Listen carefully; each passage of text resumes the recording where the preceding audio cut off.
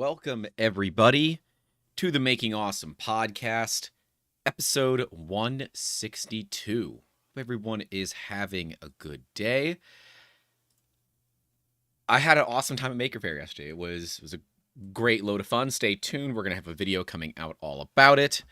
But I wanted to talk about something that's been on my mind this week. We got a 1-star review. And I don't think the person ever did business with us. And this is a fun challenge for a small business in that we can't do anything about it. We can respond and say that we don't believe we've ever done business with them. I have nothing with their name. I don't have a telephone record that matches their name. I don't have an email record that matches their name.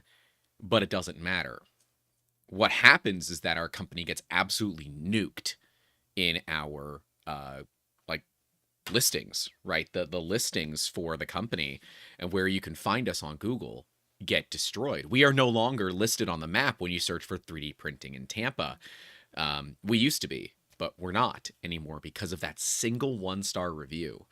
And it shows how important reviews are for businesses and the fact that nobody really ever leaves them. In the 7 years of business that we've been, almost 7 now, almost fully 7, we've only had like 53 reviews, maybe 50 total, something around those lines. And it's tough because a lot of the work that we do is for people that don't want to talk about it, people that don't, pretty much don't want to be known, right? They want to be the silent, people in all of this. And that's a bit problematic for a company like ours. So I want to get into it and talk about it. I want to read the review. I want to read my response. And I want to go down that route with you guys. But I want to remind you that we do these live on YouTube. We're going to have some interruption to the posting schedule for these, or the streaming schedule for these, as we do some traveling in the next few weeks. But I'll let you guys know when that's occurring. So we'll see. But do want to remind everyone to leave a like, subscribe if you haven't. If you're listening back audio only, you can feel free to join us live if you can make it. If not, please leave a rating on your podcast platform of choice. That does help the podcast grow as we're looking to do more professional topics with professional people and less of the just kind of let's hang out and talk about God knows what. And that's kind of part of the business, is moving into what works for us. So let's start here then by also recognizing people that are here hanging out. We got Chris Catlett is here, Mad Cat is here, Rex is here, Asker, Ram Online. We've got Da Vinci 10, Thomas is here. So thank you all for showing up. I want to pull up the actual review and I want to read it for you guys because I think that's going to be an important thing to kind of take a look at, because that kind of stuff is really important. It is from an individual. I'm not going to name them, but it's pretty easy for you all to figure it out. So I spoke with a rep 2 weeks ago that didn't sound too happy about me asking 2 questions about their 3D printing service, probably because I'm not a big corporation with a bulk order. He advised me to submit an inquiry to their site and they get back to me in 1 to 2 days with pricing. It's been 2 weeks and they have completely ghosted me. Now, I don't know about a lot of you, but that very obviously is not me. If there's anything that I am, it is incredibly happy to talk to people about this. Any of you that met me yesterday at Maker Faire know that I am willing to talk about this stuff way longer than I should. That I'm willing to have a conversation with people and talk with them and interact with them way more than the average business. And often, sometimes, my detriment, like the individuals that called us earlier today. They wanted to get a full-size Chainsaw Man mask with the chainsaw and all that for a cosplay. I said, we can do it for you, but I think it's better if you guys get your own printer. It's going to cost like $500 or $600 for us to do it because it's days and days and days and days of printing. And so if we just help them get the can down the road, which is, well, you can just get your own printer. If you're looking to make cosplay stuff, getting your own printer is a lot of fun. And that's advice that hurts my business, but I'm willing to give it because I believe that there's value. So that was the first thing that kind of clued me off here. The second one is that, the person advised them to submit an inquiry to their site and they get back to me in 1 to 2 days. I do often tell people to go ahead and submit to our website. We've got a little system for submitting a quote, or they can email us directly. And I normally get back to them in like 20 minutes, not 1 to 2 days. That is way too long for us. We are normally back with people in 6 to 12 hours. And I let people know, if you don't hear back from me in a day or two, for whatever reason it might be, call me again, right? Don't just assume that we ghosted you. The website submitting can have issues. Maybe your file's never finished uploading, and we've seen this happen before. And they said that it's been 2 weeks and they've completely ghosted me. Well, I would say that, one, I have no record of this person. Zero. I have zero record of this person in our system. I don't have the name. The CRM didn't pick them up. There was no email with that name associated with it. And there was nothing. And based on their name, I'm assuming it's something to do with like a camera thing. And we had nothing regarding cameras. So, I don't know. I responded. And here's my response. I actually edited it earlier today because I finally finished my research. My initial response is that we reply to every inquiry with 24 hours of receipt.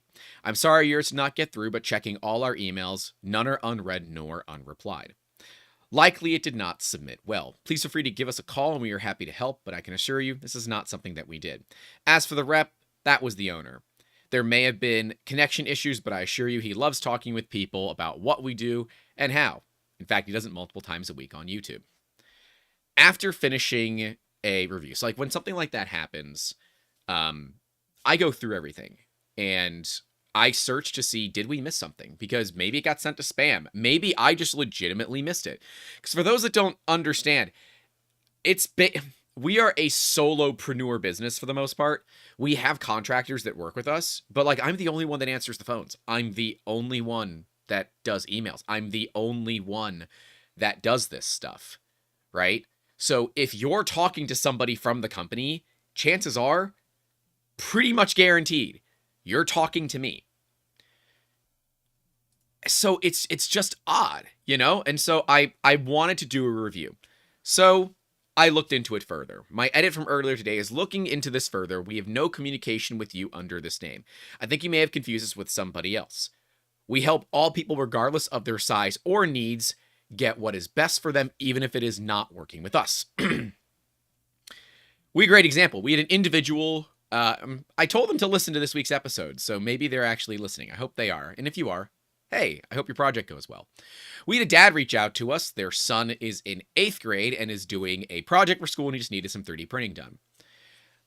I'm allowed to make whatever discounts that I want. So whenever I know it's for a school project, we discount the crap out of it. So this was like a $65 or $70 part, something around those ranges, I think. And I said, look, man, $20 and it's yours, right? I want to get you the parts. I'm going to make them. And he said, my son really likes red. I would love to be made out of red. Great. I got you. Opened up a brand new kilo of red ice. You can see it on the printer still because that machine hasn't ran since we did those parts. And I made the parts. And yeah, we made okay money at $20. There was some support I had to remove and some slicing and some communication. So the margins were not there. I would call it about a wash on this. But I want to help, especially younger kids that are doing school projects. I want to help them. And I did ask them to leave a review. They didn't do it. But that is how it goes sometimes for small businesses. When you ask people to leave reviews, they don't. They forget about it. But that is a really small project that had a really tight time deadline. They needed it like next day. And I was more than happy to help them out. And so I don't understand where this, maybe it's because I'm not a big company with a bulk order. I love bulk order stuff. It's much my preference. We get way more money on bulk orders. But I don't want to turn people away just because of problems, I don't want to turn them away because, you need like 3 pieces. I don't care about that. I said, unfortunately, no call record, email, or anything. And as the owner and the only person who answers the phone, I can tell you definitely did not talk with me. I'm sorry you had a bad experience with what I am guessing was one of our competitors, but we are happy to help you and right their wrong. Do note, though, this review does hurt our business, and as someone who works hard to deliver top-notch service to everyone, it hurts me personally as well. The impact reviews have on small businesses is huge, and a 1-star hurts us a bunch, especially when, at least from my perspective, data, CRM, emails, and call records, we have never spoken at all. Either way, we are happy to help fix this for you, but I do not think we are the company you reached out to initially. So that was my response.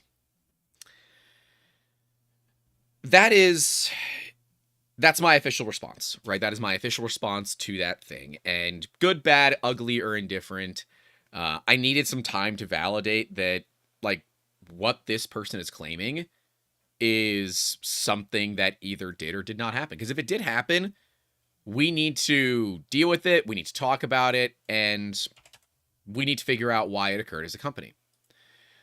But if you could look at our Google page, if you go to Google and you just type in 3D Musketeers, the company page should come up. When we work with people, we really work with people, right? We really do give a damn. And while a lot of you are kind of used to me getting upset at things, some people seem to miss the fact that that's my passion coming through. It's my passion for this industry. And as a small business, if you're not passionate about what you do, then you shouldn't be doing it. See, there are people that do small businesses because all they want to do is make money, but they're not passionate about the thing that they do. Chances are those businesses don't last.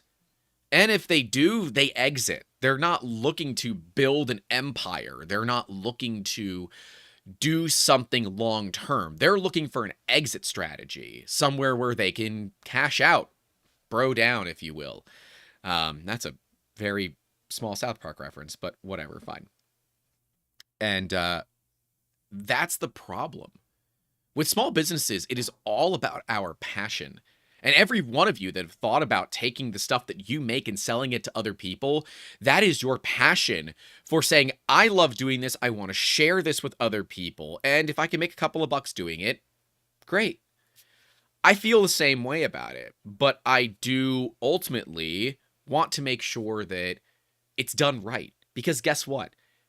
Even though you think you've got it all right, it is always good to go back, verify that you didn't miss things. Go back through the last 2 weeks of every email that you've gotten, and that includes spam. Go through your trash if you don't empty it every single day and see if there's any emails you accidentally deleted, if they accidentally got marked as spam. Go see if that stuff occurred. Because there's a learning experience here that is, I need to see if I screwed up.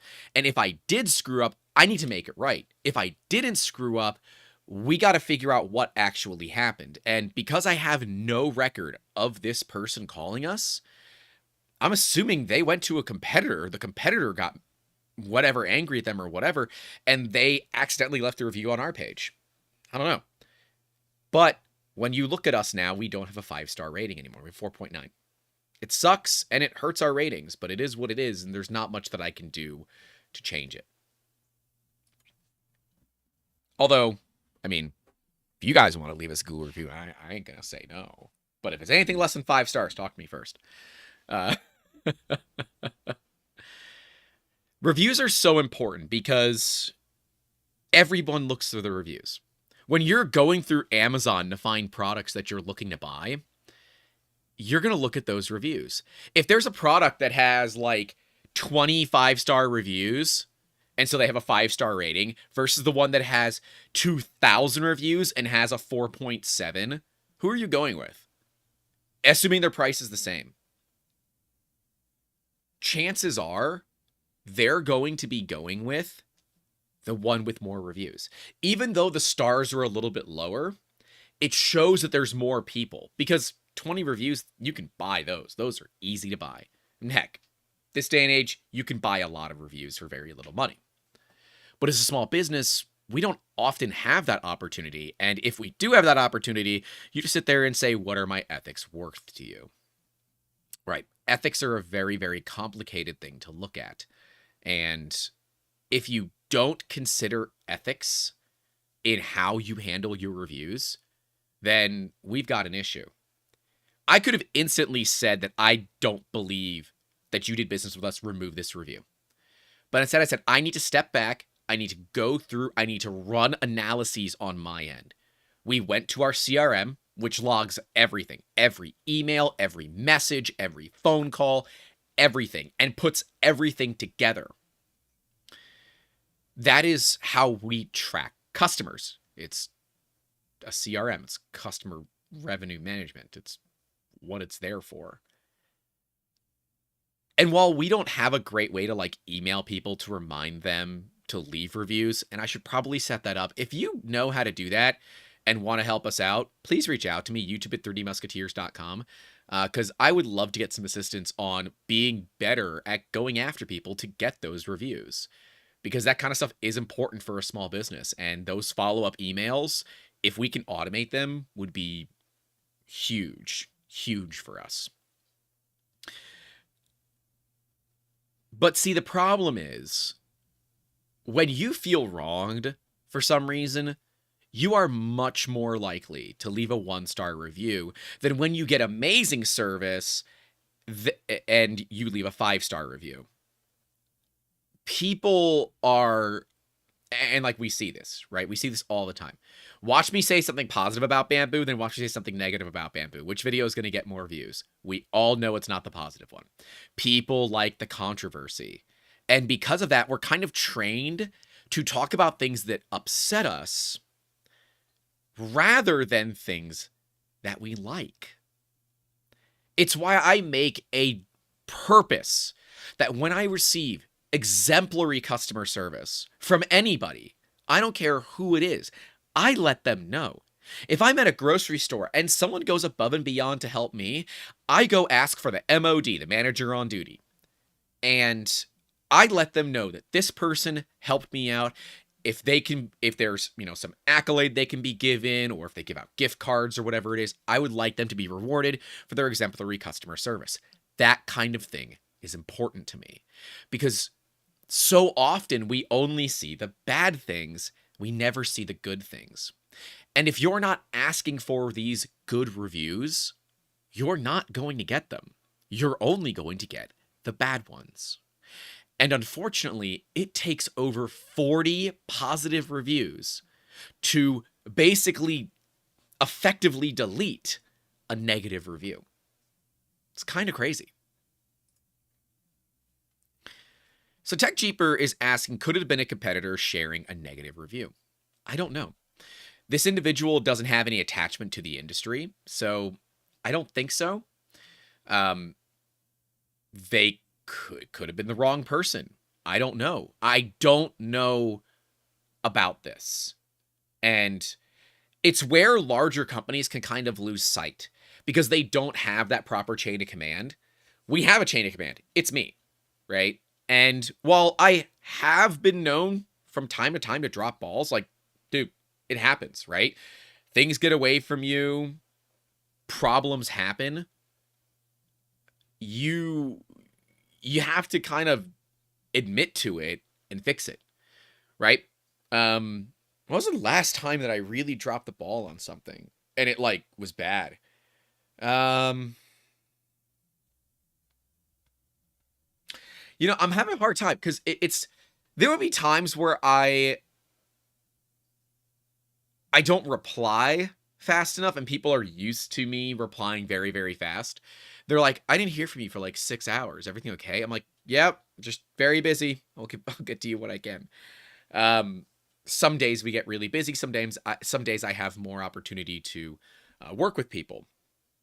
But yeah, I mean, I know there have been times where we've had clients give us a reason that they need to put a pause on something, and I never follow back up to see if they were ready to unpause, because often those pauses are for very personal reasons, and I don't want to bring up those personal reasons to them to see if they're ready to spend more money with me. I am way more concerned about people getting what they need. And if someone is going to use a personal reason as a way to go to a competitor, hey man, it is what it is. but at least let me know where we did wrong.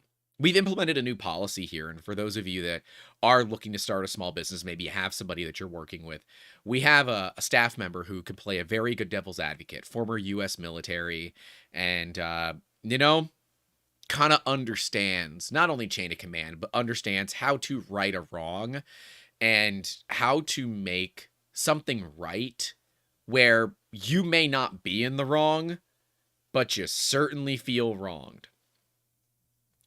And he's helping me out where we record every Zoom call that we have. We're starting to record more of the phone calls that we have. And he and I go through them once a week. We look at what's going on and we determine what the right move is. Because if we can slowly adjust what we do and how we do it, we can get better. And we both know that one of the places that we suck at is asking for those reviews. See, because if we have a bunch of happy customers, but nobody talks about it, as far as the internet is concerned, and let me rephrase that, as far as Google is concerned, we do not have a company that is doing a bunch of business. Sure, we might get clicks, but where are the reviews? Where are the positives? Where are the negatives? Where are the somewhere in between? We always want people to leave those reviews, but it's seldom that people remember because life gets in the way. So reminding them a couple of times might be valuable. I don't know. Something for us to look into. But it's kind of awkward to ask for those reviews because intrinsically, we really want that. Every small business wants reviews. And I normally tell people, look, if it is anything less than 5 stars, talk to me first and let me know what I can do to make it right. But if it's 5 stars, tell the world because they need to know. The world needs to know that you had a great experience with us. And that's what I want. I want the world to know. Because if all I'm doing is shouting from the heavens, we do great parts, you know, my mom says we're the best 3D printing company in the world, you know, it doesn't work. And while I could make fun of this review and do like what Wendy's does, where they, you know, post a bad review, or, you know, some of the small like food shops tend to do this, right?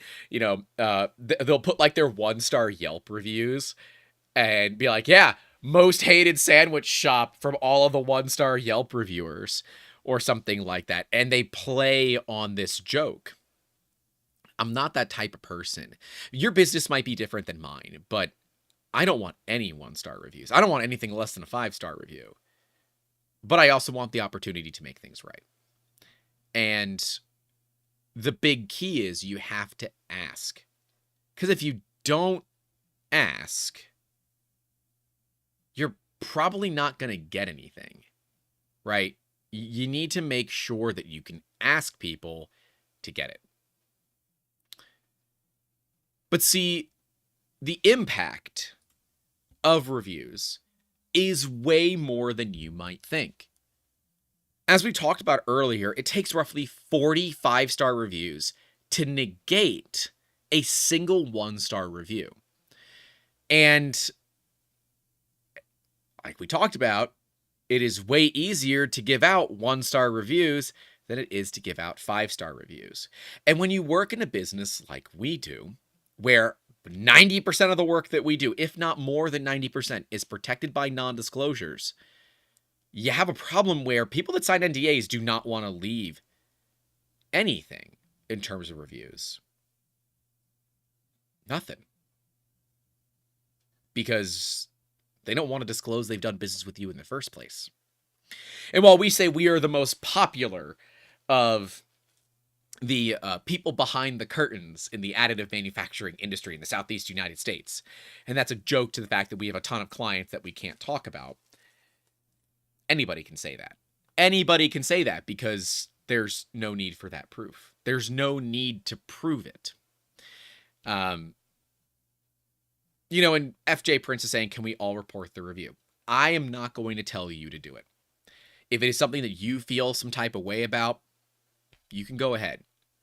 And Ram Online is asking to let you guys put up reviews. If you guys would like to put up reviews for the work that we do, and the videos that we make, by all means, you can search for 3D Musketeers on Google. It'll pull up the Google page. You can leave a review there. I'd like you to, but it's not a requirement, right?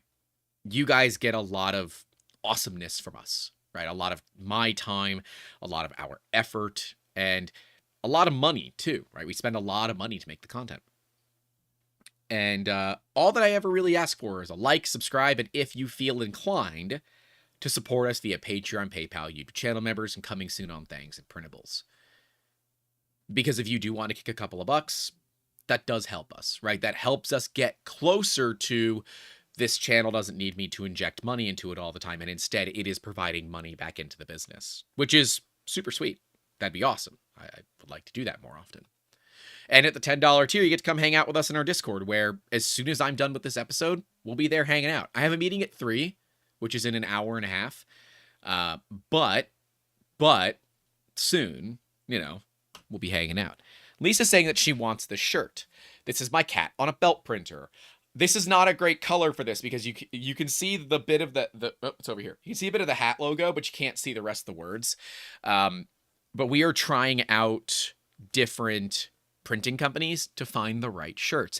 This is part of my commitment to making sure that the quality that we produce is good. There are a few different types of companies that do DTG printing, that's direct-to-garment printing. And we could have easily set up a shop 6 weeks ago before I started buying in the shirts myself. I spent close to $1,000 on clothing to just learn what type of printing I like. How does it stand up to washes? Because I don't want someone to spend $20 to $25 on a t-shirt from us, get it shipped to them, and then it breaks down in like 4 washes, right? I don't want it to shrink like crazy and then it doesn't fit anymore. And then you don't like it and you feel like you wasted that money. I want to feel confident in the products that we put out. It's why we do testing. And it's why you guys see me wear the clothing, because if I don't wear it, I can't test it. So there's that aspect as well, right? And it's part and parcel of having a small business. Don't put your name on something unless you're confident that it is a good system and a good process and a good principle all around. You feel me? Right? You really want it to be right. Every one of us have bought a t-shirt from somewhere, whether it's from a store, from a content creator, from your favorite brand, whatever. And it just like the screen printing comes off or it shrinks like crazy in the wash. And you get upset because it's like, man, that's like a half decent meal. That's really, I mean, a $20 meal is a nice meal. But, let's say you live out in an area with really, really high food costs. Let's say it's a mediocre meal. Right? Let's say a $20 meal is like a middle of the road meal. And that would have made you more comfortable and more happy than spending the money on the shirt. I never want somebody to feel that way. Ever. Now, I'm not going to test the shirts for things like stains and that kind of thing. That one's kind of on you guys, right? If you stain the shirts, I can't help you.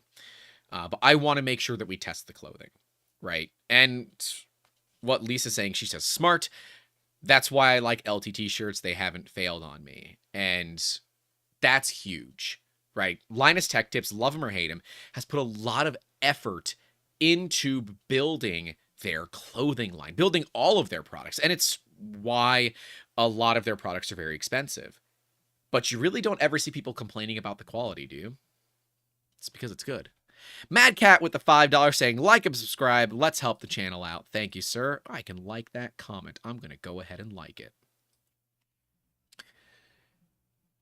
And see, because I care so much about reviews, and you should care too, I'm going to spend a bunch of my own money. I should at some point, I think for the launch video of all the merch or where we talk about it, I'm going to bring every single shirt that I have bought, put it onto a table and stack them up and show you guys how many shirts I've bought.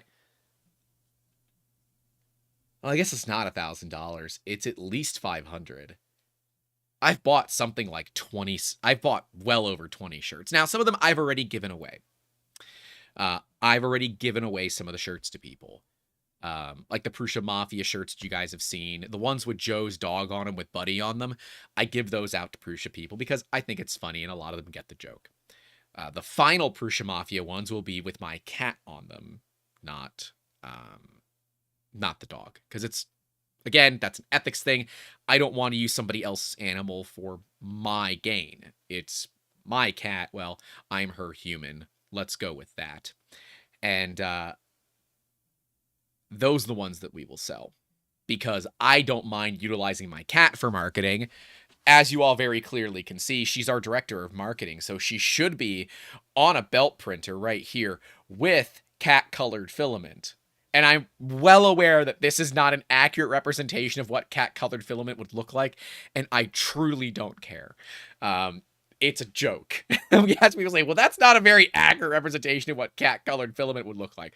I am well aware it's not, and I'm totally fine with that. It's more of just the joke that my cat is on a belt printer. So take it or leave it. But we are going to be working on shirts.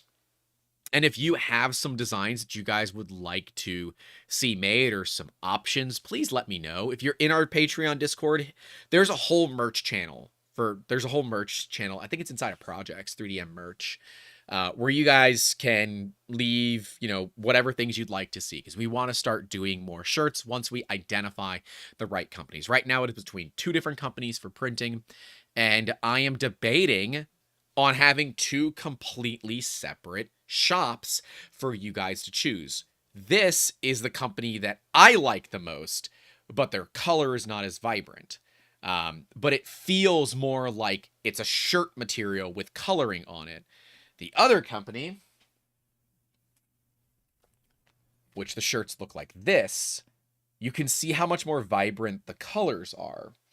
But the printing feels almost plasticky. But this printing should last a lot longer than this printing. So things that I have to work on. We might say, look, that's where I'm going to let maybe the people decide. I don't know yet. But anyways, we have moved away from the subject of reviews. I think the core of it is that we want to make sure that we sell a good product. I think that that's important.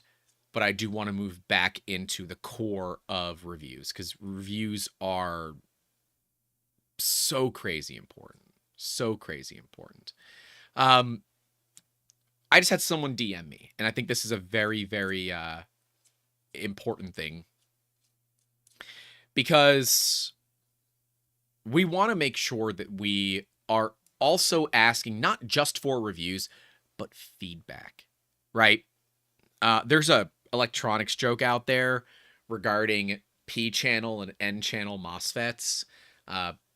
MOSFETs or transistors? I think it's transistors. I'm not a huge electronics geek anymore. I've moved away from that because I just don't.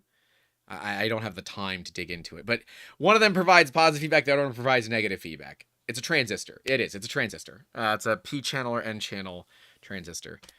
Anyways, one of them provides negative, one provides positive. We're moving past it.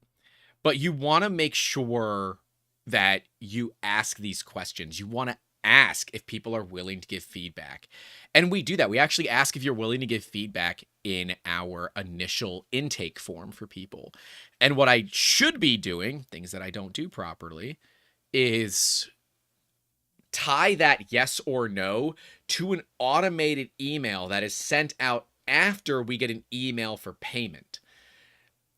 It might be a little complicated, but it should be something that we can handle. We'll have to see. But yeah, we want to build systems in place that make sense for our clients to help them get to where they want to be. And ultimately, that's what you want as well for your business. You want to put something together that makes sense. Because if you don't do it, somebody else will.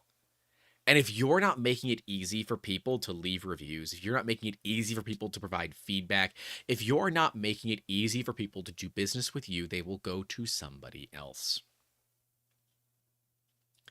One of my favorite podcasts is called Darknet Diaries.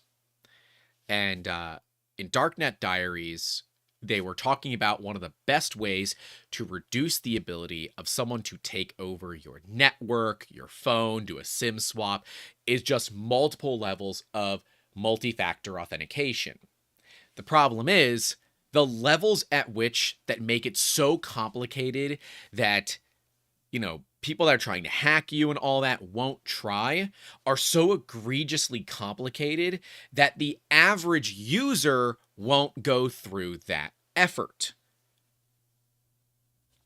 Let me see if I can pull it up. I think it was episode 112. Maybe it's 110. I don't know. We listened to a bunch of episodes on Dark Knight Diaries driving to and from Orlando yesterday.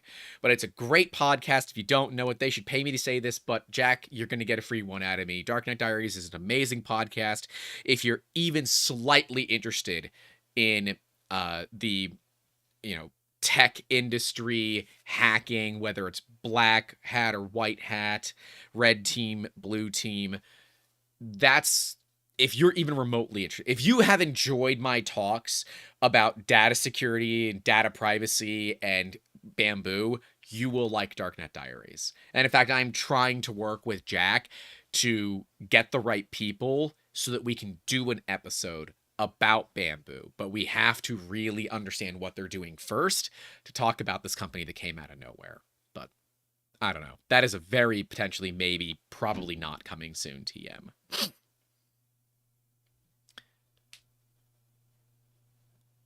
As a business, not only do you want reviews, but there is also a huge part that is a testimonial. A review is someone that is happy with your work. A testimonial is someone that is willing to go into a little bit more detail. And for a small business, dude, video testimonials are amazing. They're amazing. There are opportunities and there are apps out there where someone can just open this app, they can film a quick video, and they're done. You can provide them with a script if you want, if they, if it's something that they want to read. There are options out there to get those testimonials. And we have a few. We have a few that we've worked with people, and often it's other small businesses that we've worked with, and it's like, hey, can I get a testimonial? If you'd be like, yeah, actually, I'm happy to give you one. Could you do one for me too? Yeah, actually, I'd work with you again. No problem. I'd be happy to say that. That's a win, right? And when you work with other small businesses, help each other out. If you can leave a review for them saying that they were great to work with, help them out.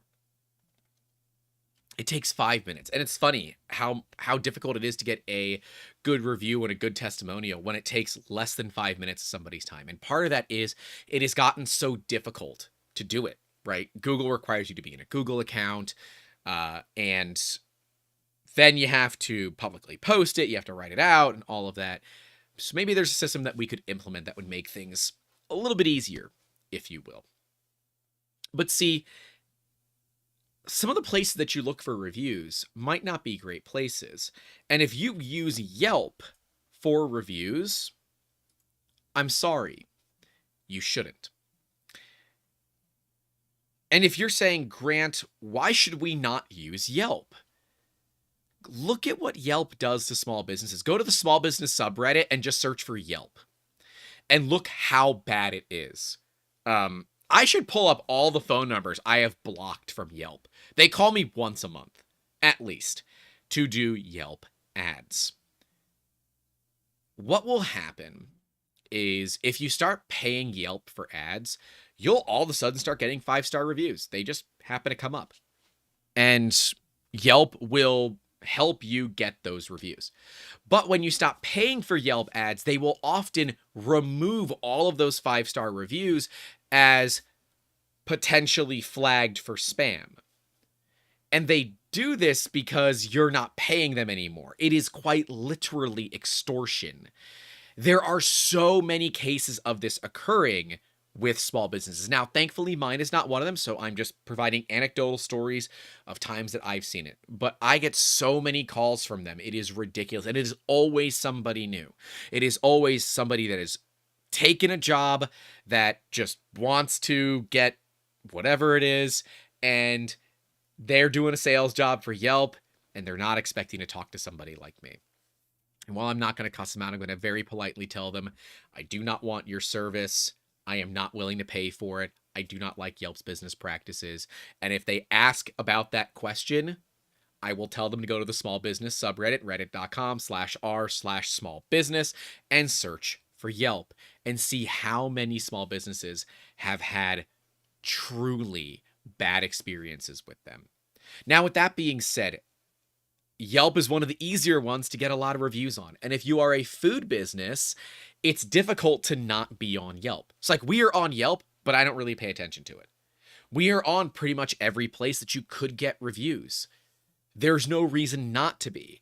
But you have to understand that companies that keep asking you to give them money to be on their platform, maybe ignore that platform because that company cares more about the bottom line than they do about you. Now, I want to be clear. All of these companies care about the bottom line more than they do about you. They are contractually obligated to do what is in the best interest of their shareholders. It is a fiduciary responsibility. It is a legal requirement, or they can be held liable for the losses that they produced to their shareholders. And all of the companies that we will mention are all publicly traded. The thing is, Google does not require you to have ads with them. They will help you do it if you want, but they're not going to have people call you, literally cold call you all the time. I wonder if there's a way that I can pull up Yelp without showing all the phone numbers that I have blocked. No, there isn't. There really isn't, but I will quickly show you guys that is the entire, there's 2, 4, 6, 8, 10 on there that are all, it says Yelp do not answer. That's what these are. Now I'm assuming that these go to a corporate office, but I don't want to like dox somebody. So I'm holding it far away where it's not, it's also locked now, but I'm holding the phone far away to where it's not visible on camera, but you guys can kind of see what I'm talking about. It's problematic. Now, Google will, send you an email reminding you. Maybe they'll give you some promotional credit if you want to run some ads. But if you don't know how to run Google ads, please don't. Work with somebody that does so that you don't do it wrong. Now, don't choose the cheapest person on the block. It's like there are ads on I-4. It's one of the main interchanges here in Central Florida for cheap vasectomies, right? It's like it's a doctor's office that advertises they have one of the lowest cost vasectomies out there. I don't know about you, but if I'm looking at a vasectomy, I'm not choosing the cheapest person on the block, right? So if you want something I know that's a really weird one, but it is the ad that I remember because I'm like, why would anybody do that? But the fact that I talk about it means it's actually useful advertising. So take that with whatever grain of salt that you want. Now, I don't remember the doctor's office. I just remember that they advertise they have the cheapest vasectomies. Now, don't get me wrong. A vasectomy is way cheaper than having a kid, but they can go wrong. Please consult a physician before you go down that path. But you don't want to find the person that is the cheapest at anything. It's why we tell people, if you're trying to find the cheapest 3D print shop, it ain't us. We ain't even trying to be the cheapest. We want to provide a proper service. We want to do something where you're going to enjoy yourselves, where you're going to have fun, where you're going to say, I enjoyed this, I learned something, I got a value out of it, and I am better because of it. That is what I want. That is what I want to do for my company. And I want you to say, wow, I like this company. These guys are cool. I love that kind of thing. And I think that is super, super cool. But as small business owners, we are often very self-conscious because and this is an unfortunate thing, but it's a fact for a lot of us, that we look at our business as an extension of ourselves. And that means that asking people to review the business is not only so incredibly anxious, it's anxiety inducing. It also feels like you're begging somebody to give you a weird kind of feeling to it. And maybe it's because I was raised to be more of, um, hey, let's not toot our own horns, right? Let's not boast about what we do.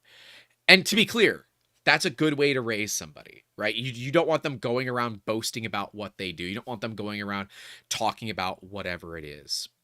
You want them being very humble. But when you're humble, and you're trying to be humble, I guess, it is very difficult to go out and say, hey, I kind of want your help with this. Could I ask you for a good review? And when you first start out, you're probably going to screw up the ask. You're probably going to screw up the why. You're probably going to screw up so many things. There are so many things that you can screw up when it comes to asking for this. And eventually it gets easier, but it never completely goes away, right? I still don't want people to look at it and say, I'm not worthy of these reviews. I'm not worthy of a 5-star review, because I'm here to tell you that you are. You are absolutely worthy of it, and please ask for them. Whenever I work with a small business, I make sure to leave a review. Now, I ask them where they want it. If they want it on Yelp, I'll log into my company's Yelp page and I'll leave a review that way. If they want it on Google, I will log in from my personal, and I will log in from my company. I'll leave them too, because why not? Leave them both. Especially if they were helping me as a business, right? If they were helping my company, I will leave them 2 reviews. One with my company, one with me. And they'll be different. One will be about the business interaction, one will be about the personal interaction. I think that's kind of important. That's really important. And if you can't be real with them, then why bother in the first place?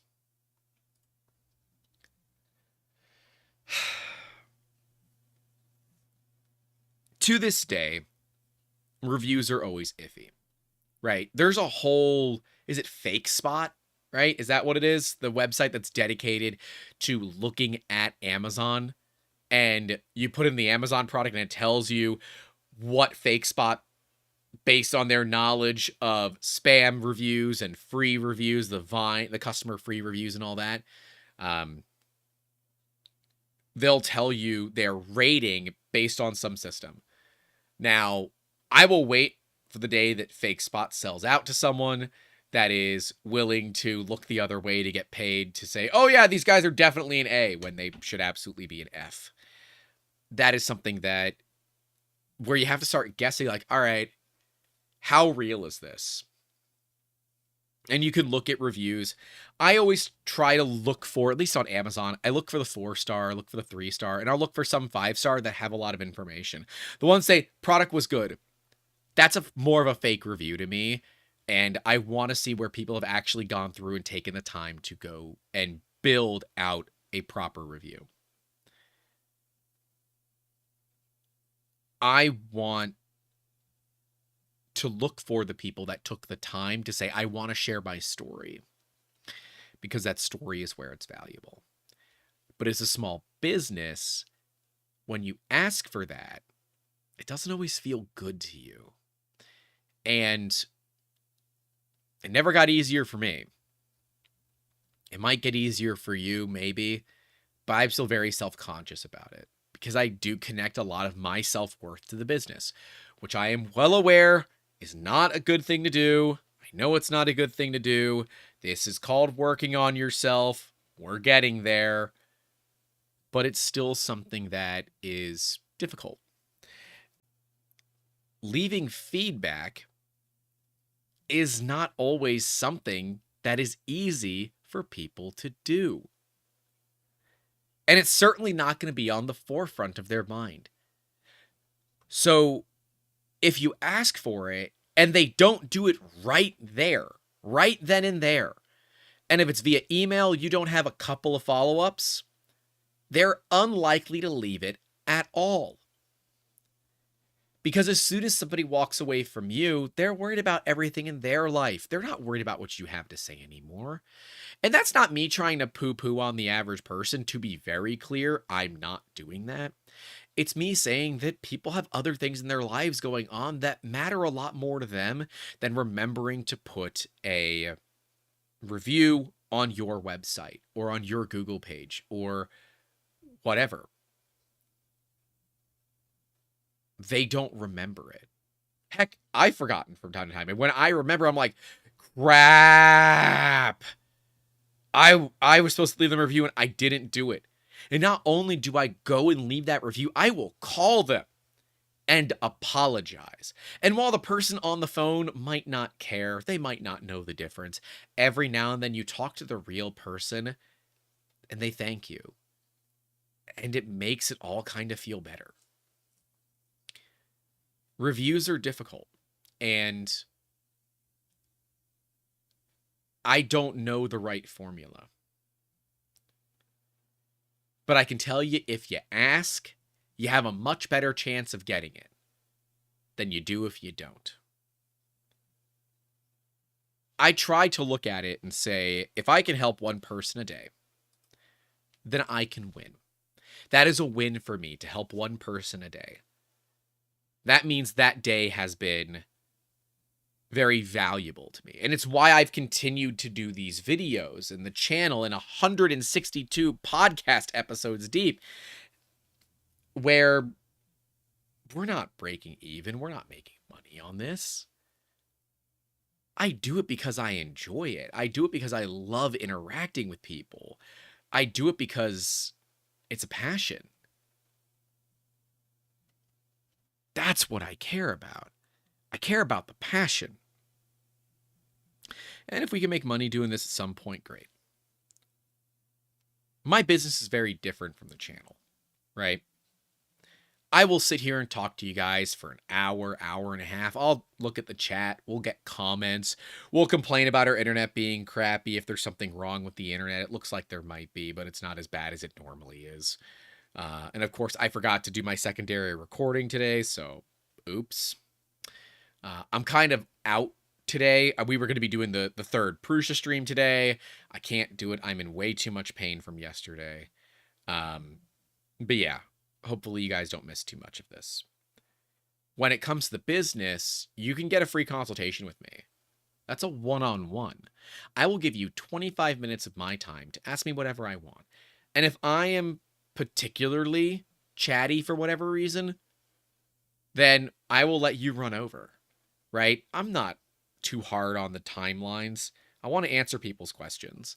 I had a 25-minute session that went for almost 2 hours. And if Amber was here, Amber just left to go get some stuff. But if Amber was here, she would say, Grant, that happens all the damn time.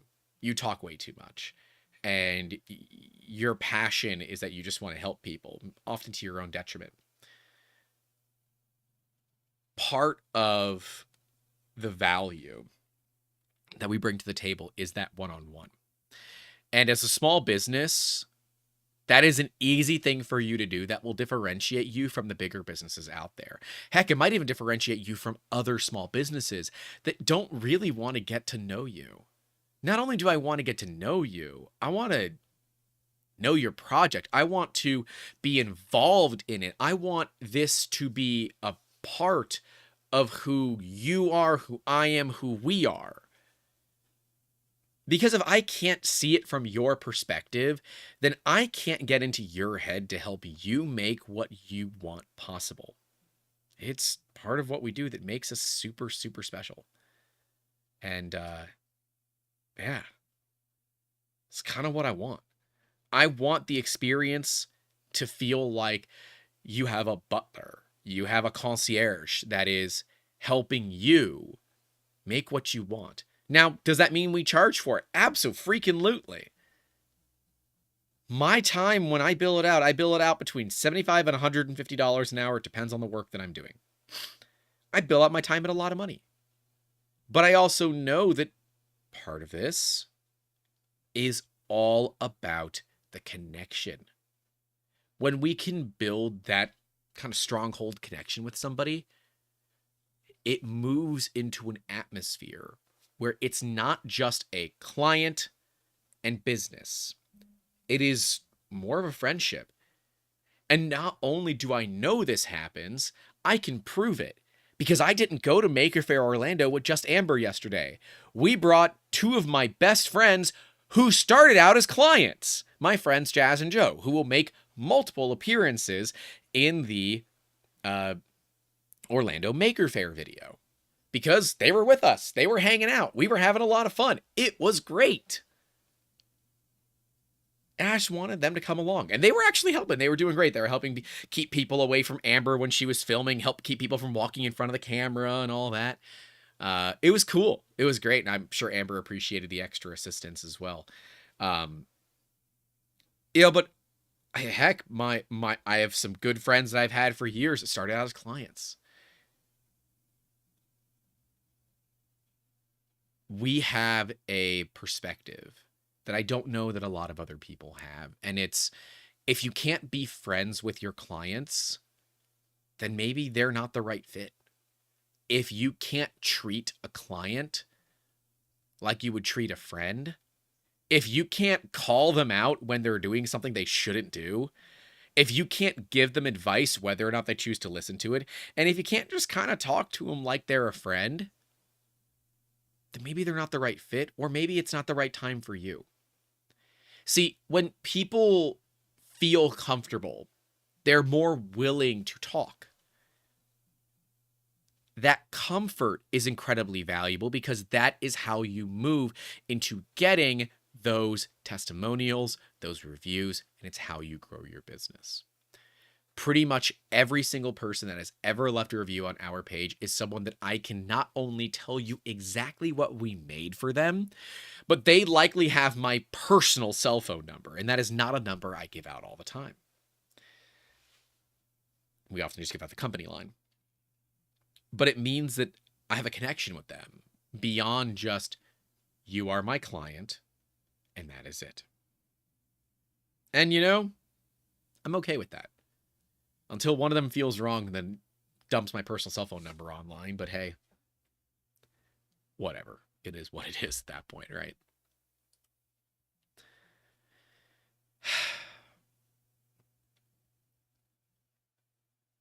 It hurts to get a 1-star, especially when it wasn't for something that had any reason to have it, right? It hurts for someone to say, I talked with a rep, they didn't care, and then I submitted a quote and nobody got back to me. But I feel at least mildly vindicated for the fact that I have no record of this person. None. I have no record. No record of this person. And we do a good job to make sure that we don't lose stuff. I know there have been times where client emails have gone to spam. It happens, and it's why I think I check spam more often than I check the inbox. Because, dude, it happens all the time. Maybe it has something to do with my email. I don't know. That's tech stuff that has to be done with tech people. But if there's one thing that I'm not, it is not short on the phone. It's not frustrated on the phone. Heck, I had somebody call me when I was trying to mow my grass. And I said, hey, I am currently trying to get my mower working. By the way, I think we fixed it. I just knocked on some cardboard. That's basically wood. Oh, wait, my desk is wood. There, knocked on some wood. And I said, hey, I'll call you back when I'm done. I ended up not being able to get the mower restarted. So I just called him back and said, all right, I stopped it and I couldn't get it restarted. So I'm just going to call you back now and we're going to take care of it. I was in my yard sitting on my lawnmower and made a phone call for a client. Because I don't want people to wait. I hate waiting. I want to get stuff as quickly as I possibly can. And I know that a lot of you do too. So what I would say, what I would challenge every one of you to do is not only to leave a like and get subscribed, because I guess I have to make that call to action, but I would challenge you to work with a small business in the next couple of weeks. Leave them a review. The local supermarket that has 10,000 reviews, they don't care. The small business or the mom and pop shop that makes some of the most amazing food that you love to get all the time, that you have never left a review for, I would challenge you to leave a review. I would challenge you to not only leave a review, but add photos to that review. I would challenge you to be thorough, to talk about the level of service that you were provided, talk about the experience that you had, talk about the people that you spoke to. And if it's a food product, talk about how it tasted, how the meal was, how service was. They were attentive. The drinks were always full.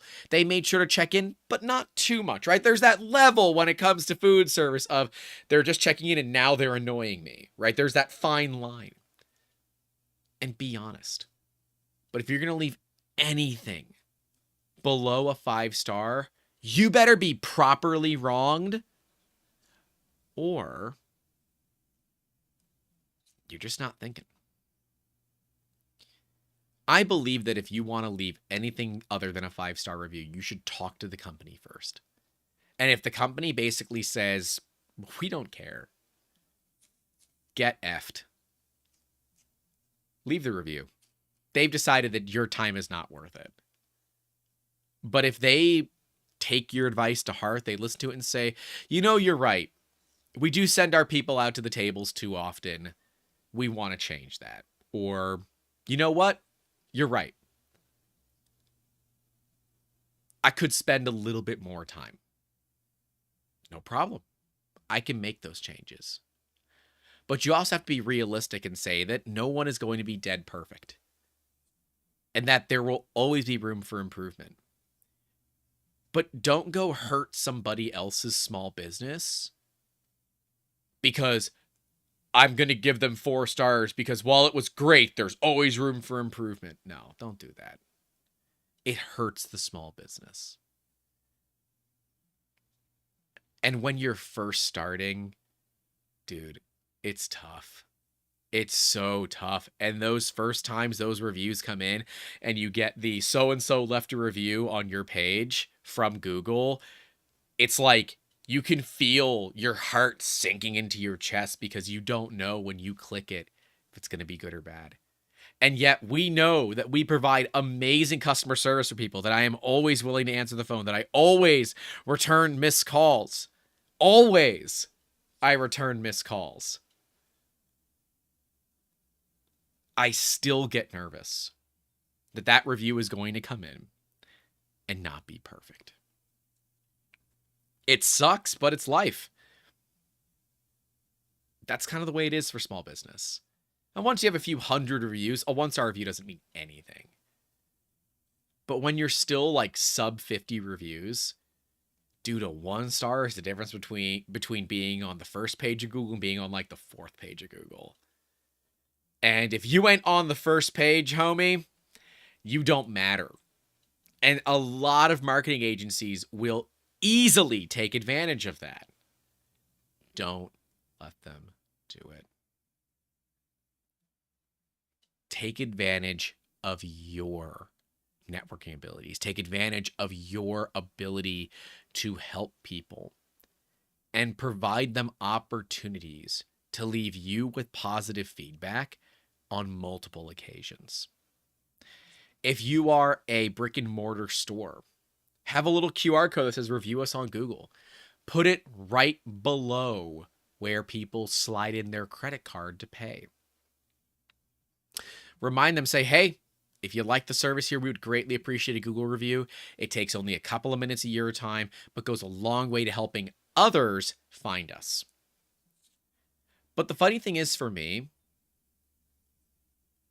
Google reviews are nowhere near as valuable as a referral. Referrals are so much more valuable. And it's because it's an introduction. Hey, this is my buddy. He's looking for 3D printing services. I worked with you. That was great. Here, go work with him. Dude, that's a cheat code for business. Referrals are not cold calling. That is somebody else talking about your business to somebody else and saying, I loved working with these guys. Absolutely go work with them. You're going to have a great time. They take care of you. Their prices are good and they know what they're doing. Then this person comes in, has an expectation. They are a hot lead. You need to do very little work with them because somebody else did all of that initial work for you. Referrals are so valuable. And there are businesses out there like BNI. I know there's some others that like have this whole referral program. And if you are a service-based business outside of the 3D printing industry, that's like a pressure washing company, an accounting firm, a marketing agency, those places like BNI might be valuable. But if you're in a system like 3D printing or additive manufacturing or whatever it is, those places will have no value to you because you deal with an issue that you're still within the first mover aspect. People don't understand what it is that you do. I tried BNI for over a year. We never got a referral at all. That was for what we actually did. People gave us lots of referrals for 2D printing. It is not what we do. But we ended up saying, you know what, this just isn't for us. That was my first kind of step to realize that we have an education problem more than a, an awareness problem. People know who we are. They just don't really know what it is that we do. And if you have that same problem, focus on dealing with the why, not the how. Why do people not know what it is that you do? Fix it. And if you can fix it, you will get more reviews. You will get more customers. And most importantly, you will get more referrals. I will often ask other small businesses, hey, do you know anybody else that could use our services? I would love to get a referral. And hey, I'll cut you a great deal on your next order if you help us out. So for every friend that you send us, let them know that, tell them to tell me that you sent me, and I will give you both 10% off of your next order. Incentivize them. Because if it's like, why would I help you? It's more of my time wasted. Dude, 10%. An order that I just had come through the door, 10% off of that order, whew, that would have sucked for me, but that would have been awesome. To get another customer at this size, man, Grant would love that. Grant's wallet would love that. Grant might actually be able to take a friggin' salary if that was the deal. But referrals are some of the most valuable things. And if you can build a referral system for your business, something that Grant still needs to do, you have a massive opportunity to help people out. And at the same time, get more business. Referrals are how a lot of businesses stay afloat. Plumbers, electricians, aircon people, like the necessities that people need. Roofers, right? When you need a roofer, do you just go to Google and find a roofer? Do you kind of ask other people that you know? When people are looking for a handyman, they just find the first handyman on Google? Not often. They're going to call around. They're going to see who answers the phone, who's pleasant. They're going to ask a friend or two. They're looking for referrals. Because, well, it's kind of hard to determine if a handyman is a right fit for you unless you have someone with personal experience from them. No shame in that game. No shame at all. Referrals are the most powerful way for a small business to gain traction. Now, that might not result in reviews, but referrals are the great way. And it's a biblical term, but work with me on it. Disciples. People that will go around and talk about your business to whomever. People that will go around and say, have you heard of these guys? They did awesome work for me. They're amazing. I know you have this project you're working on. They could help you. Dude, you got a few disciples that help you spread the word of your business, you're freaking golden. People that will help do the marketing for you and expect nothing in return other than the same service they've gotten since day one, which for you is the exact thing that you do, that's a win. And if you provide a good system out there for allowing referrals to convert into disciples, you've got a winner of a small business that is going to have a lot of growth. We always want to work with people that refer us. We want to work with people that are the referrers, right? The ones that got referred to. Hey, Jim Bob, you should go work with Grant at 3D Musketeers. They know what they're doing. Yeah. Jim Bob comes over and says, hey, my buddy Joe said that you guys are awesome and I want to work with you. Great. Since Joe sent you, I'm going to give you the Joe price. What's the Joe price? 10% off because he sent you. It's only for your first order, but if you do the same thing that Joe did and bring us another client, I will give you 10% off of your next order when they complete their order. The thing is for referrals is don't give out anything until that person that was referred completes a transaction. Because what can happen is people can abuse that referral network and send you a bunch of business that doesn't go anywhere, and they end up with like 10% off coupons. That's bad for your business. But you also have to remember is that if you're going to give away a cash value or a percentage, that your margins need to be such that you could afford to give away that kind of money. Because if you can't afford to give away that kind of money, all you've done is just make more work for yourself and less net profit. And that is not something that anybody wants to have happen.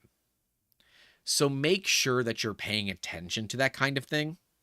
Because if you don't, your referral program can quickly spiral out of control and people will take advantage of it rather than it actually works mutually. You want the system to benefit both parties mutually. Now, yes, there will be some times where it's not always the same, where they might get better value than you do, and there are going to be some times where it's the opposite. But you hope that when you tally it up at the end of the year or the end of the month or whatever, that referral program has paid out to you more than it has costed you in the savings that you've provided to others. While yes, reviews on Google are incredibly valuable, people that come to you from referrals don't even look at that crap. They don't even care because so-and-so told them that you know what you're doing and they don't care what anybody else says. That is where real value is made in small business. Don't get me wrong. Asking for reviews is great. Ask those people for reviews on Google too. Every single project, ask for a review. But if that person that left you a review is going to bring you 15 clients over the course of 3 or 4 months, that person is worth way more to you than that one little review will be. Because they have shown a loyalty. And the next time that they need help from you, maybe they got an emergency project that needs to get done yesterday, you get your ass up and you fix it and you make that project happen for them because they have put their neck out a ton for you. It is now your time to repay that debt. It's part of it. Something that I take pride in, that even my business mentor says you should not take pride in this, but I do.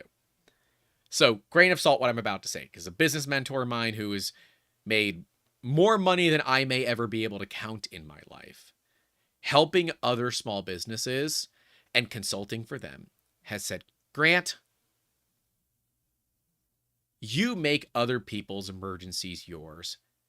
And while that's very admirable of you, it's bad business. I have a desire to put myself into somebody else's shoes and say, how would I feel if I was in their position where they need something yesterday? And somebody else said, I truly don't care about you, go away. Versus someone that says, nope, I got you. We will make this happen for you. No problem. I know who I want to do business with. And sure, I have a policy where your first emergency, I'm not going to bill you a ton extra for.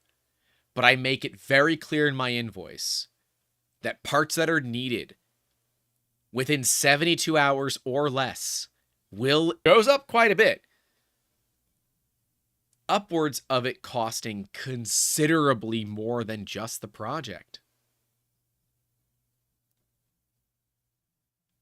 But when you need something done now, you get it. Every single client that we have ever helped out that has really needed it, right? The ones they said, I need these parts, I need them yesterday, and I need you to do whatever you can to get them to me, and we've done it, have not only come back, but have more than paid back that debt to me. Of where I stayed up, I got up early, I moved their parts, I got them out the door, and I made it happen for them. And they find that incredibly valuable. Because they see that from the beginning, I have built a relationship around trust and understanding. And knowing that while I could just tell them to go away, I prefer to say, I got you. And I'll cover the extra cost on this one. But the next one's on you. And so when this client, who we are currently working with, actually, I have more material for their project showing up today. They came to me and they needed parts. They needed them fast. I said, I got you. And I said, but the next ones are going to cost a bunch. I said, okay, no problem. I sent them an invoice for a lot. Like, I said, this is a lot of money, but I know I'm worth it. They didn't even hesitate. Not only did they approve the quote, they approved it in the most amazing way possible, because they said, please just send me a rough quote. Don't take the time to go through the parts. It's going to take us too long. I just need a rough quote from you. So I kind of looked at it, gave some estimates, and I gave them a rough quote. The purchase order that they sent back to me was the exact wording that I would have done had I been able to word a purchase order myself. It was for around this price point that I gave them, and because real costs will differ, the actual price can vary considerably from the quoted price listed below. They made it very clear that they understood that my pricing may change if things get complicated, and that they are 100% okay with it. That, my friends, is the right kind of business relationship. That is the relationship that you want to build. And that is only because I took care of them on the first project and I really helped them out. The funny thing about that is one of the parts that I sent to them broke in shipping. So I not only got things out to them fast, I had to do it twice. And the second time, I had to pay for it myself, because we don't charge customers parts break in shipping. We deal with that with the shipper. I think that was UPS. But I've got an open case with them. They'll probably pay out the insurance, and if they don't, I don't care. I will submit my documents. If they pay, great. If they don't, I move on. But sending out that replacement part and getting it to them within 24 hours of them telling me they had a break is what shows that we care. Be the people that care. Be the business that cares. Be the maker that cares, and solve people's problems. They are way more likely to leave positive reviews for you, your company, what you do, and how you do it. Because guess what? They'll find somebody else who will. And in a world, especially for the 3D printing businesses out there, where printers are getting cheaper, they're getting faster, and they're getting easier to use, our businesses, as we know it, are at direct risk of immediate financial struggle until people that are looking for a deal realize that deal comes with caveats. Once they realize that deal comes with caveats, your business will pick right back up because they're going to come back to you. And if you haven't raised your price between now and then, you got to figure that one out. Look, I want to help every one of you build the most amazing business that you can. And I will take 25 minutes of my day to help you do it. It is on my website. You can book time with me directly in my calendar. And, well, we can talk. I want to help you. So if you're struggling with this, go to 3dmusketeers.com. Links are in the description down below. Go to our contact page and click the thing that doesn't look like a button, but it does say click here to book time. That will take you to a completely separate page where you can book time with me. And we can talk about it. I will give you 25 minutes of my time. And I will do what I can to help you. Heck, I volunteer to do it here in Pasco County, Florida.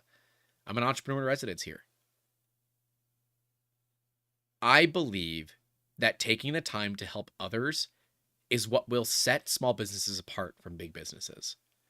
And if I can be the one that starts that trend, at least here locally, damn it, I'm going to do it. So if I can help you, you guys know how to reach me. I do hope this was helpful. I know that a lot of this was very much kind of surrounding the fact that we got a 1-star review. But I think it's an important subject to cover. I think it's important for us to talk about why reviews are important, how reviews can help and hurt a business, how to ask for reviews, even if you're not perfect at it, how to obtain those testimonials, even if you're not perfect at it, and where to look for reviews, and how to kind of spot the fake ones when you can. All of that truly starts to matter for what you are doing with your business. And maybe, just maybe, it helps you look at things a little bit differently from the perspective of a customer as well, and see how you can make the day of a small business be just a little bit better. We've done a little over an hour, about an hour and 20 minutes. I think this is a great place to wrap it up. And I want to see if you guys had any questions before we did. I'm trying to get a cool guest for next week, so stay tuned. I don't want to mention the name in case they are not available, but I have some feelers out for a fun guest for next week. But I will tell you guys, there's probably going to be 2 or 3 weeks in a row where we don't have a podcast. And if we do have a podcast, it's going to be last minute, and it might be really weird hours. Because we are going to be traveling to Europe for the Sanjay Mortimer Rep Festival. But we're doing some other things while we're there. While I'm not going to share my entire travel plans with you guys, just for security reasons, it's just something that I wanted to make sure that you all knew. But I do hope you guys have enjoyed this episode of the Making Awesome podcast. Leave a like, subscribe if you haven't. And if you are going to Smurf, hopefully we'll see you there. Feel free to come up and say, hey, as long as we're not recording. If we are recording, feel free to hang out just behind the camera, please, until we're all done. Because, it's useful. It means we don't have to redo the shots. Anyways, guys, stay safe out there. Don't forget to call your loved ones. And as always, keep making awesome. Episode 162, about reviews and testimonials and why they are critical to your business. Take care.